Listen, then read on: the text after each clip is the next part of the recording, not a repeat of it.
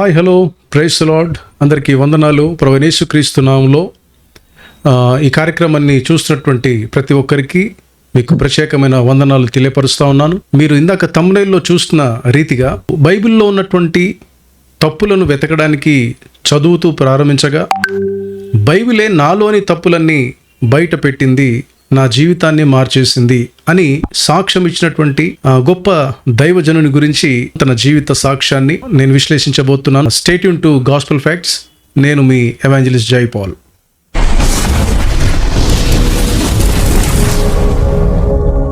Welcome back to gospel facts. మీరు ఈ థంబ్నెయిల్లో చూస్తున్న టీడబ్ల్యూఆర్ ఇండియా రేడియో స్పీకర్గా ఆర్ఆర్కే మూర్తి గారు మరి వారి యొక్క అనుభవ సాక్ష్యాన్ని మనము విశ్లేషించబోతున్నాం. చూసారా, టైటిల్లో కూడా చాలా చక్కగా మెన్షన్ చేయబడింది. నేను బైబిల్ని తప్పు పట్టడానికి చదివితే బైబిల్ నాలోని తప్పులని చూపించి నా జీవితాన్ని మార్చేసింది. అవునండి, పక్కన కనబడుతున్నటువంటి దైవజనులు మరి తన సతీమణి గారితో దంపతులు ఆర్ఆర్కే మూర్తి గారు. వారు తెలియనటువంటి ప్రజలు క్రైస్తవ లోకంలో ఎవరు లేరండి. మరి విశేషంగా రేడియో ద్వారా అనేక సంవత్సరాలు సువార్తను, దేవుని యొక్క వాక్యాన్ని అందించి ప్రభువునందు నిద్రించినటువంటి వ్యక్తి. దాదాపు 50 సంవత్సరాల పైగా దేవుని యొక్క పరిచర్యలో కొనసాగారు. మంచి రచయిత, ఆ తర్వాత మంచి బైబిల్ పండితులు అని చెప్పుకోవచ్చు. కనుక వారి యొక్క జీవితాన్ని దేవుడు ఎలా మార్చాడో లేదా బైబిల్ ఎలా మార్చిందో ఆ విషయాన్ని మనం తెలుసుకుందాం.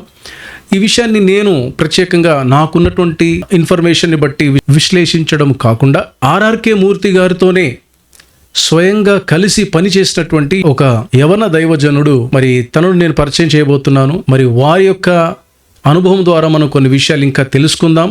ఎందుకంటే కలిసి పని చేస్తున్నప్పుడు దగ్గరగా ఉంటూ దగ్గరగా చూస్తూ వారి జీవితాన్ని స్టడీ చేసినటువంటి వ్యక్తులు కాబట్టి కనుక నేను వారిని పరిచయం చేస్తున్నాను. సో మన మధ్యలో ఈరోజు మరి ఆర్ఆర్కే మూర్తి గారి జీవిత విశ్లేషణ చేయడానికి ఒక యవన దైవజనులు కె కరుణాకర్ గారు ఉన్నారు. వారిని మనం స్వాగతిద్దాం. వారి ద్వారా చాలా విషయాలు మనం తెలుసుకునే ప్రయత్నం చేద్దాం. గుడ్ ఈవినింగ్ అండి కరుణాకర్ గారు.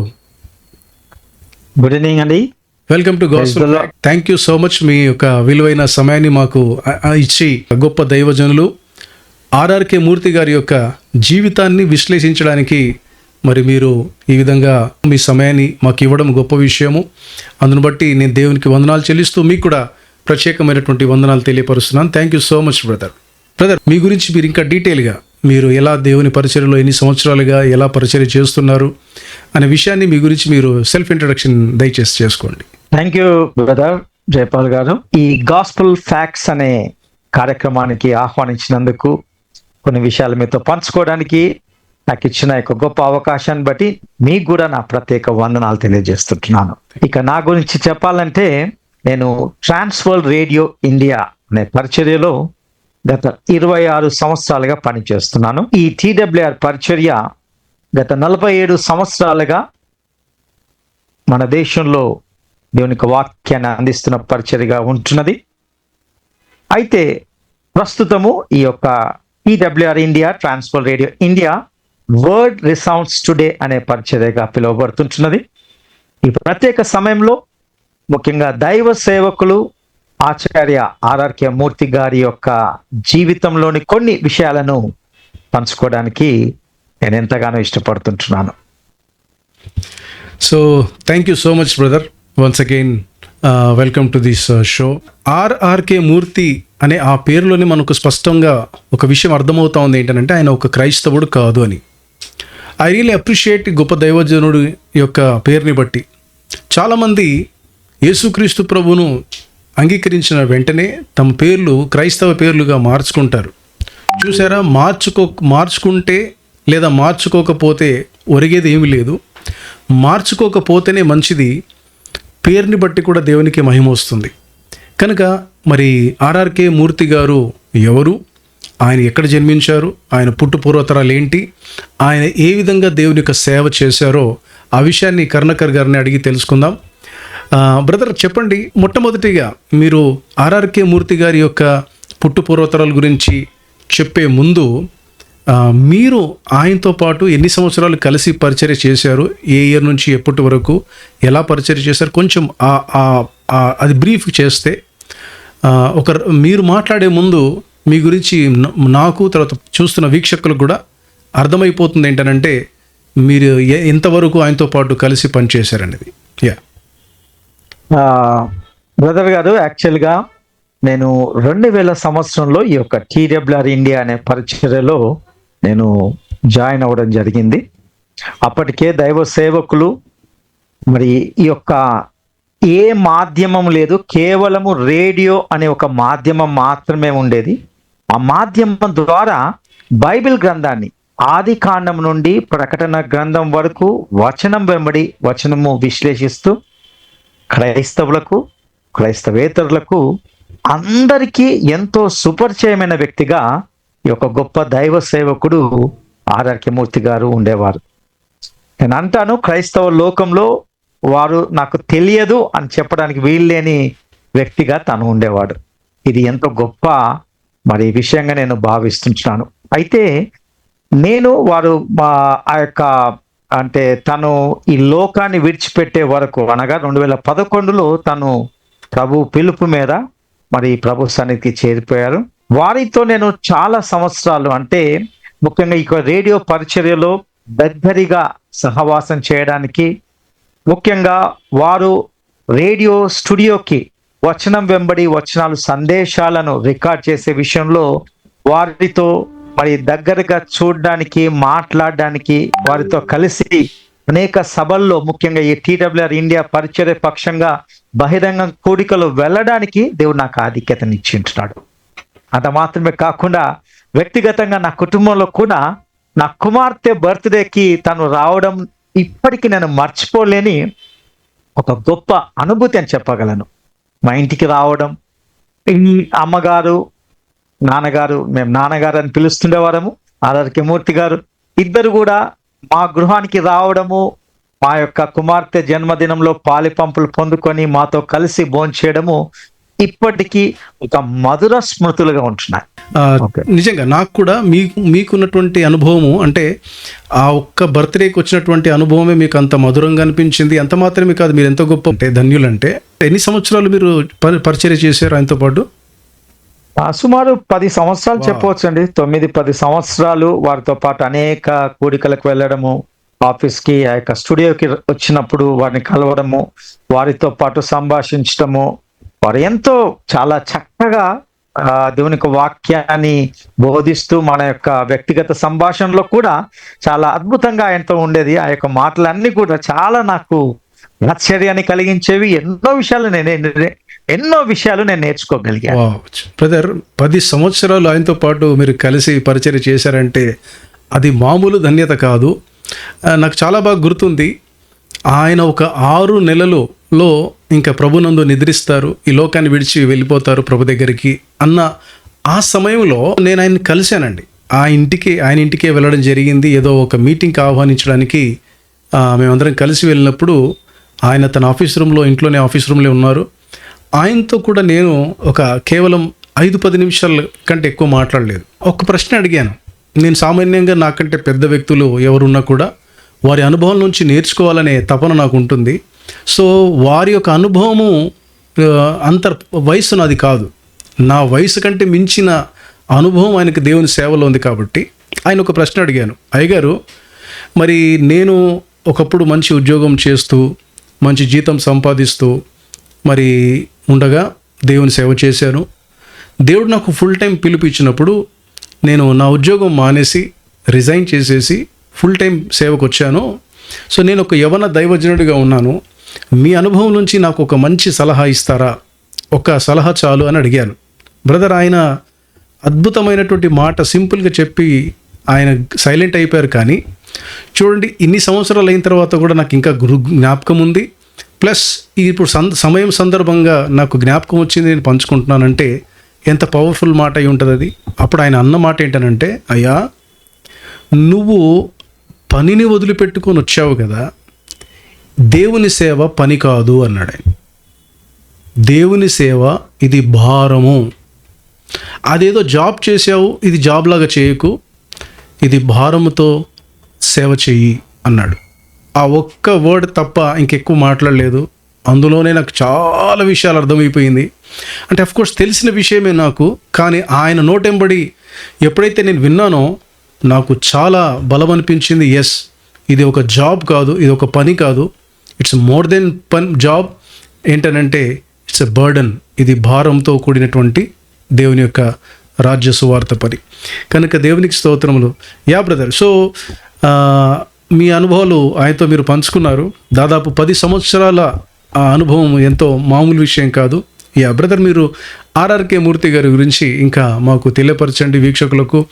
ఆయన ఎక్కడ జన్మించారు, ఎప్పుడు జన్మించారు, ఆ తర్వాత ఆయన ఏ కుటుంబంలో జన్మించారు, ఆయన బ్యాక్గ్రౌండ్ ఏంటి, ఎలా ప్రభువును తెలుసుకున్నారు, ఈ విషయాలు మరి మీకున్నటువంటి అనుభవం నుంచి మీరు మాతో పంచుకోండి. యా షూర్ బ్రదర్, తప్పకుండా. నాకు తెలిసిన కొన్ని వివరాలు, అంటే ఆయన సాక్ష్యాన్ని నేను చదివాను, విన్నాను, అనేక పర్యాయాలు ఆయన తన సొంత అనుభవం నుంచి తెలియజేసిన కొన్ని విషయాలు నేను ఈ యొక్క పాడ్కాస్ట్ ద్వారా మీతో పంచుకోవాలని నేను ఆశపడుతున్నాను. ఆర్ఆర్కే మూర్తి, చాలా మందికి తన యొక్క పూర్తి పేరు మరి తెలియకపోవచ్చు. ఆయన పూర్తి పేరు Rayasam Radhakrishna Murthy. This is his full name. ఆయన యొక్క పూర్తి పేరు అయింటున్నది. వీరు వాస్తవానికి ఒక సాంప్రదాయక నిష్ఠా గరిష్టమైనటువంటి శ్రోతీయ బ్రాహ్మణ కుటుంబంలో జన్మించినటువంటి వారు. వీరు గోవిందపురం అనే ఒక గ్రామంలో, అది ప్రస్తుతం గుంటూరు జిల్లా నరసరావుపేట ఆ యొక్క తాలూకాలో చిలకలూరుపేట రోడ్లో ఉంటున్నటువంటి గ్రామంగా ఉంటున్నది. సో వీరి గురించి చెప్పాలంటే వీరు చాలా పెద్ద కుటుంబమే. వారి కుటుంబంలో సుమారు వీరందరూ కూడా 5 అన్నదమ్ములని చెప్పేవారు, 2 అక్కలు అని చెప్పేవారు. ఆ కుటుంబంలో వీరే కనిష్ఠుడు, చిన్నవాడు.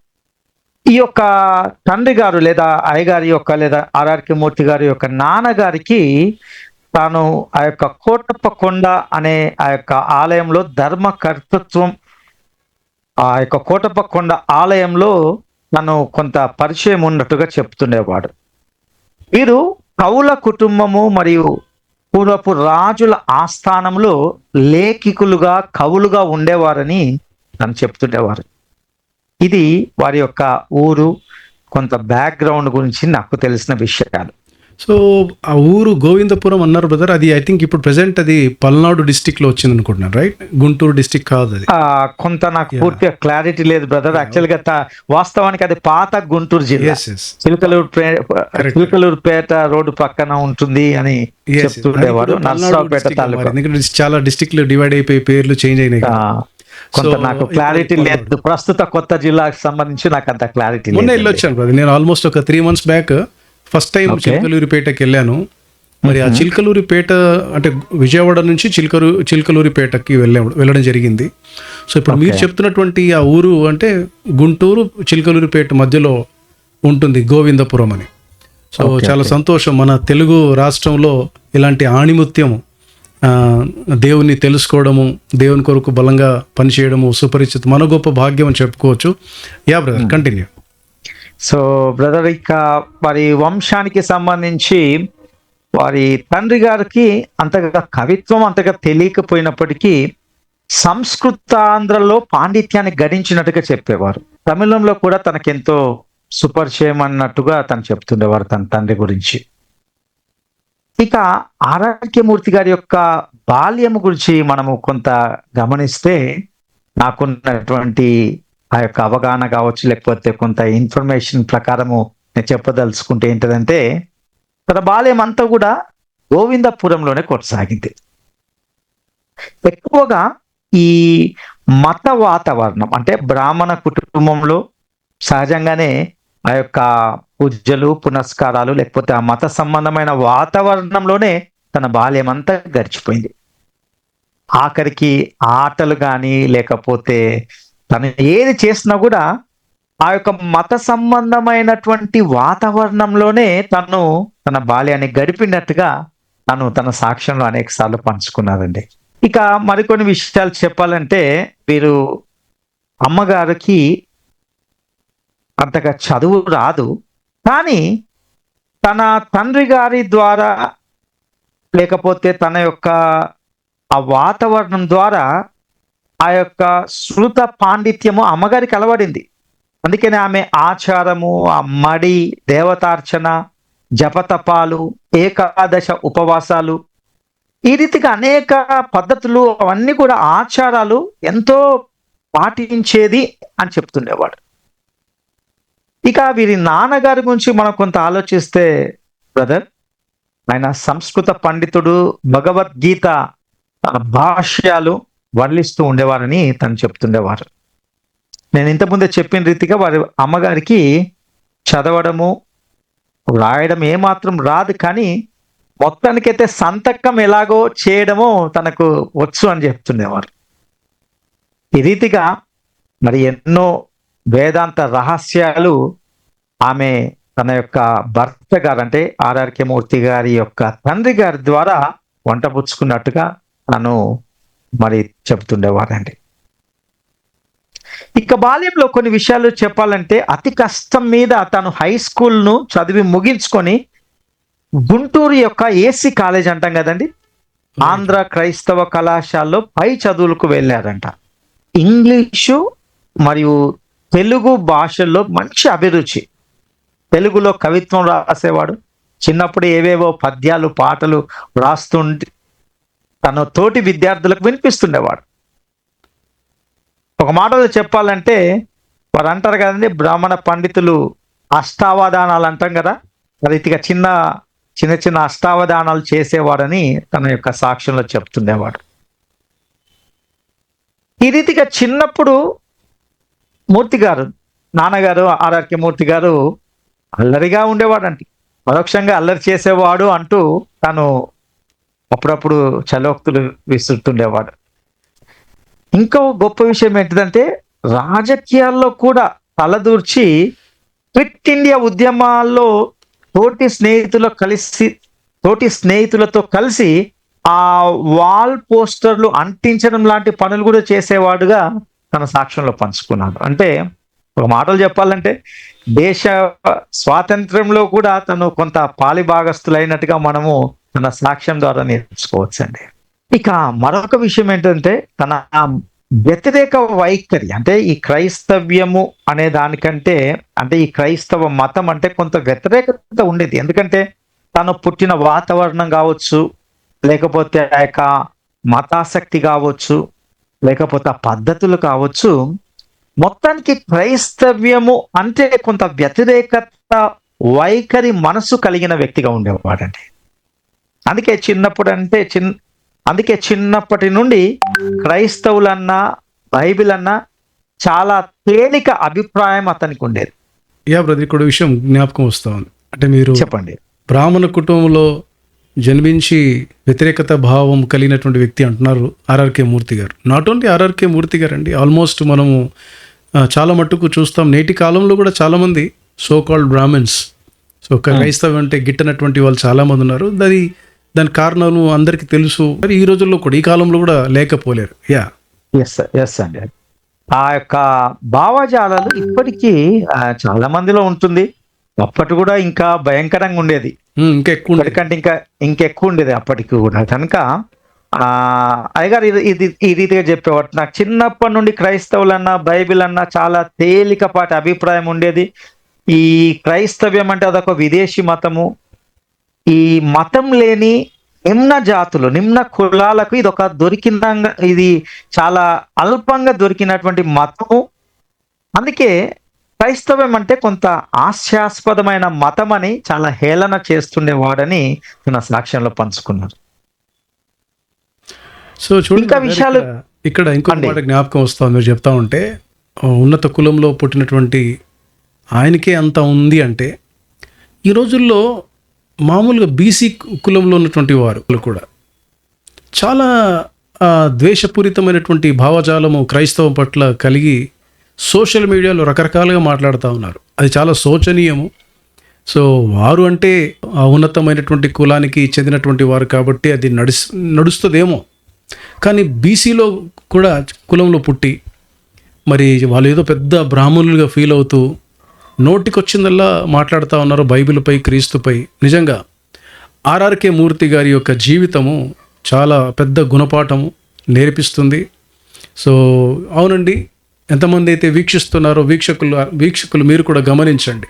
ఇక్కడ ఏంటనంటే అంత ఉన్నత కులంలో పుట్టినటువంటి ఆర్ఆర్కే మూర్తి గారికి మరి బ్రాహ్మణ కులంలో ప్రత్యేకంగా పుట్టినందుకు తప్పకుండా ఆ వ్యతిరేక భావం ఉంటుంది. కానీ ఏమవుతుంది ఈరోజు సమాజంలో ఎస్సీ, ఎస్టీ, బీసీ వాళ్ళు కూడా ఇలాంటి భావజాలం కలిగి ఉన్నారు. ఓకే, దానికి ఏమేమేం తప్పు పట్టట్లేదు, ఎవరి భావజాలము వారిది. కానీ దయచేసి కనీసం ఆర్ఆర్కే మూర్తి గారి యొక్క జీవితాన్ని, అందులో ఉన్న వారు తెలుసుకున్నటువంటి సత్యాన్ని గ్రహించే ప్రయత్నం చేయండి. గో హెడ్ బ్రదర్ కరుణాకర్ గారు. బ్రదర్, యాక్చువల్లీ మీరు అన్నట్టు మనకు కులాలు మతాల గురించి ప్రస్తావన కాదు, కానీ మన దేశంలో ఫలాని కులము లేదా ఫలాని ఆ యొక్క వర్గము అత్యున్నతమైనదని భావిస్తున్నటువంటి ఆ కుటుంబంలో జన్మించినప్పటికీ వాస్తవాన్ని గ్రహించి దేవుని దృష్టిలో ప్రతి వ్యక్తి పాపి, ఈ కులం వాడు గొప్ప, ఆ కులం వాడు తక్కువ అనేది కాకుండా ప్రతి మానవుడు పాపి అనే సత్యాన్ని ఈ యొక్క భక్తుని జీవితం ద్వారా మనకు నేర్చుకోవాల్సిన వారంగా ఉంటున్నాం. నేను ఇంతకు చెప్పిన రీతిగా వాస్తవానికి తను ఒక బ్రాహ్మణ కుటుంబంలో పుట్టడం ద్వారా తను ఉన్నత వర్గానికి చెందిన వ్యక్తి అని, మిగతా వారు ప్రత్యేకించి క్రైస్తవులు అంటే వారు నిమ్న జాతికి చెందిన వారని, కనుక వారిని కొంత తూలనాడినట్టుగా లేకపోతే వారిని వ్యతిరేకించిన వానిగా తాను జీవిస్తుండేవాడు. ముఖ్యంగా ఇలా అనుకునేవాడు ఏంటంటే, క్రైస్తవులంటే ఊరి బయట ఉండేవారని, వారు తప్ప ఈ క్రైస్తవ్యాన్ని ఎవరు చేపట్టరని వ్యాఖ్యానిస్తుండేవాడు. మత గ్రంథాలు ఎన్నో ఉన్నాయి, అయితే వాటిలో అత్యంత చౌకబారు గ్రంథము ఏదైనా ఉన్నది అంటే అది బైబిలే అని భావిస్తుండేవాడు. దాన్ని చదవాల్సిన అవసరం లేదు అనే ఒక మనస్సుతో తాను ఈ లోకంలో జీవిస్తుండేవాడు. విచిత్రం ఏంటంటే, మనము గమనిస్తున్న యొక్క ట్యాగ్ లైన్ లేకపోతే ఆ యొక్క థంబ్నెయిల్లో అంటాం కదండి, బైబిల్లో ఏమైనా తప్పులు దొరుకుతాయా అని తీక్షణంగా వెదికి చివరికి ఆ బైబిలే అతనిలోని తప్పులను బయటికి తీసి చివరికి దేవుని చేత పట్టబడ్డాడు. సూపర్. ఈ గొప్ప దైవ సేవకుల్లో ఉన్నటువంటి ఒక గొప్ప మాటలు తను చెప్తుండేవాడు. నేను బైబిల్లో ఎన్నో తప్పులు వెదకాలి, ప్రజలందరికీ తెలియజేయాలని పట్టుబట్టాడు. కానీ విచిత్రం ఏంటంటే, సజీవ దేవుని వాక్యమైన బైబిల్ గ్రంథము అతన్ని పట్టుకుంది, అతని లోపాలని బయటికి తీసింది. తద్వారా ఒక నిజమైన దేవుణ్ణి, సత్యవంతుడైన దేవుణ్ణి తెలుసుకునే విధంగా చేసింది. బ్రదర్, ఆర్ఆర్కే మూర్తి గారు మాత్రమే కాదు, ఈ రోజుల్లో కూడా అలాంటి వాళ్ళు లేరంటారు. ఈ రోజుల్లో ఎందుకు సోషల్ మీడియా ద్వారా చాలా ఈజీగా ప్రపంచంలో ఏం జరిగినా కూడా చిటికలో ఇన్ఫర్మేషన్ అందరికీ తెలిసిపోతుంది. తర్వాత సోషల్ మీడియా ద్వారా ఎన్నో విషయాలు బయటపడతా ఉన్నాయి. సో మీరు గమనిస్తూ ఉండొచ్చు, బహుశా ఈ యూట్యూబ్లో, సోషల్ మీడియాలో చాలామంది బైబిల్ని మీరు ఇందాక అన్నట్టు చౌకబారు పుస్తకం అని భావించారు ఆర్ఆర్కే మూర్తి గారు. ఆ కాలంలోనే, అంటే 1950s ఆయన జన్మించినటువంటి ఆ కాలంలోనే ఆ అభిప్రాయము ఉండింది, కానీ బయట చాలామందికి తెలియదు. కానీ ఈ సోషల్ మీడియా ద్వారా ఈ రోజున చాలామంది మరుగుతూ ఉన్నారు, రకరకాలుగా మాట్లాడుతూ ఉన్నారు. సో అలాంటి భావాజాలం కలిగినటువంటి వారు చాలామందే కనబడుతున్నారు ఈ రోజుల్లో కూడా. ఉన్నారా లేదండి? లేకపోలేరు. ఖచ్చితంగా ఉంటారండి. ఒకటి వాస్తవం ఏంటంటే జయపాల్ గారు, వాస్తవానికి బైబిల్ గ్రంథాన్ని నువ్వు నిజంగా యథార్థంగా చదివితే ఖచ్చితంగా అది నిన్ను ఒక నిత్య మార్గంలోనికి, సత్య మార్గంలోనికి నడిపిస్తుంది. నువ్వు బైబిల్ని ఏదో ఆల్రెడీ ప్రీ ఆక్యుపైడ్ మైండ్ ద్వారా, లేకపోతే ఒక వ్యతిరేక భావముతో ఎవరో చెప్పారు కదా అన్నటువంటి ఒక నెగిటివ్ మైండ్తో చదివితే నీకు అందులోని సత్యం తెలియదు. కానీ నిజంగా ఒక సర్చింగ్, అన్వేషణతో కూడిన మనసుతో చదివితే ఖచ్చితంగా దేవుని వాక్యము నీకు సత్యాన్ని తెలియజేస్తుంది, దేవుని వాక్యము నీతో మాట్లాడుతుంది. ఇక్కడ ఒక విషయాన్ని జ్ఞాపకం వస్తుంది, ఒకటి యాడ్ చేయాలనుకుంటున్నాను. మంచి మాట చెప్పారు కరుణాకర్ గారు. మీరు బైబిల్ని, సత్యాన్ని అన్వేషించాలి అనే ఒక మంచి మనస్సుతో సత్యాన్వేషణతో కూడినటువంటి ఒక సత్యాన్ని తెలుసుకోవాలి అని అన్వేషించే ప్రయత్నం చేస్తున్న వాళ్ళకి బైబిల్ అర్థమైపోతుంది. అదేదో ఒక మత గ్రంథము లేదా చదవాలి కాబట్టి చదవాలి అన్నటువంటి వాళ్ళకి అది అర్థం కాదు. ఎస్, నా జీవితంలో కూడా నాకు అనుభవం ఉందండి. నా క్రైస్తవ కుటుంబంలో నేను పుట్టాను, పెరిగాను. బైబిల్ అంటే తెలుసు. సండే స్కూల్కి వెళ్ళాను, యూత్ మీటింగ్స్కి వెళ్ళాను, ఆ సండే ఆరాధనకి వెళ్తూ ఉండేవాడిని. అయినప్పటికీ బైబిల్ అంటే అది మామూలుగా ఓకే అది బైబిల్ గ్రంథం అంతే, దేవుని యొక్క పుస్తకం అంతవరకే. కానీ 19 years వచ్చిన తర్వాత ఎప్పుడైతే నా లైఫ్లో కూడా మార్పుని నేను కోరుకున్నాను, నా లైఫ్ స్టైల్ చేంజ్ అవ్వాలి, నా హ్యాబిట్స్ మారాలి, లేకపోతే నాకు భవిష్యత్తు సరిగా ఉండదు, నేను పాడైపోతాననే భయం ఎప్పుడైతే కలిగిందో అప్పుడు బైబిల్ దగ్గరికి వచ్చి, అంటే దేవుని దగ్గరికి వచ్చి కన్నీటితో పశ్చాత్తాపంతో ప్రార్థన చేసి అడిగి, నువ్వు నిజమైనటువంటి దేవుడువా యేసయ్య, నువ్వు ఉంటే నాతో మాట్లాడాలి, బైబిల్ ద్వారా మాట్లాడతావు కదా, నాతో మాట్లాడాలి, అప్పుడు మాత్రమే నేను నమ్ముతాను అని ఒక క్రైస్తవుడై ఉండి దేవుడిని ప్రశ్నించాను నేను. అంటే ఒక సత్యాన్వేషణను లేకపోతే ఒక మంచి జీవితంను కోరుకొని ఆ ఆసక్తితో ఆశతో దేవుని దగ్గరకు వచ్చినప్పుడు ఏ బైబిల్ గ్రంథం అయితే నాకు ఒక మామూలు మత గ్రంథం లాగానో ఒక మామూలు పుస్తకం లాగా చదువుతూ వచ్చానో 19 years వరకు, ఆ క్షణంలో ఆ టైంలో వాక్కు ద్వారా వాక్యం చదువుతున్నప్పుడు అసలు ఎక్కడ ఎలా చదవాలి ఏంటనేది కూడా క్లారిటీ లేదు, నాకు తీసి చదువుతున్నాను అంతే. రోమపత్రిక 8వ అధ్యాయం నుంచి ప్రారంభించాను, 9 చదివాను, 10 చదివాను. అసలు దేవుడు స్వరం కాదు కదా, దేవుడు నాతో మాట్లాడే అనుభవం కాదు కదా, అసలు ఆ తెలుగు భాష నాకు సరిగా అర్థం కావట్లేదు, పదాలు అర్థం కావట్లేదు. అయినా అలా చదువుకుంటూ వెళ్ళిపోతూ ఉన్నాను. రోమపత్రిక 10వ అధ్యాయము 9వ వచనం దగ్గరకు వచ్చేసరికి ఒక మాట, నేను ఏదైతే దేవుని అడిగానో అదే ప్రశ్నగా ఒక మాట నా హృదయాన్ని తాకింది. నేను అడిగిన ప్రశ్న ఏంటనంటే, నీవు నన్ను రక్షిస్తావా ఈ యొక్క లోకం నుండి, ఈ లైఫ్ స్టైల్ నుండి, ఈ అంటే పాడైపోయే ఈ జీవితం, ఈ యొక్క హ్యాబిట్స్ నుంచి నన్ను రక్షిస్తావా అని అడిగినప్పుడు అక్కడ రోమపత్రిక 10:9 ఉంటుంది, అదేమనగా యేసు ప్రభు అని నీ నోటితో ఒప్పుకొని ఆయననే మృతుల నుండి యేసును తిరిగి లేపినాడు అని నీ హృదయమందు విశ్వసించిన ఎడల నీవు రక్షింపబడదు. ఆ నీవు రక్షింపబడదు అనే ఒక మాట మాత్రమే నాకు దేవుడు సమాధానంగా మాట్లాడితే గూస్ బంప్స్ వచ్చాయి నాకు. నేను షాక్ అయిపోయాను. ఏంటి, నేను అడిగిన ప్రశ్నే దేవుడు నాతో వాక్యం ద్వారా మాట్లాడుతున్నాడని. అప్పుడు ఆ సమాధానం, ఆ శాంతి, ఆ ఆనందము, దేవుడు నాతో మాట్లాడాడు, ఇంకా నా జీవితాన్ని నేను తప్పకుండా మార్చుకోవాలని ఆ క్షణంలో నేను తీసుకున్న నిర్ణయము. 5 సంవత్సరాల నుండి ఏ అలవాట్లతో బాధపడ్డాను అన్నీ ఆ క్షణమే వదిలిపెట్టబడింది. ఆ క్షణమే నేను విడుదల పొందాను. అప్పుడు అర్థమైంది, బైబిలు అది జీవము గల పుస్తకం, అందులో జీవం ఉంది. ఆ విధంగా చదివితే ఆ జీవం మనల్ని తాకుతుంది, ఆ జీవం ద్వారానే దేవుడు మనతో మాట్లాడతాడు. ఈ అనుభవం నాకు జ్ఞాపకం వచ్చింది. Go ahead brother Karunakar.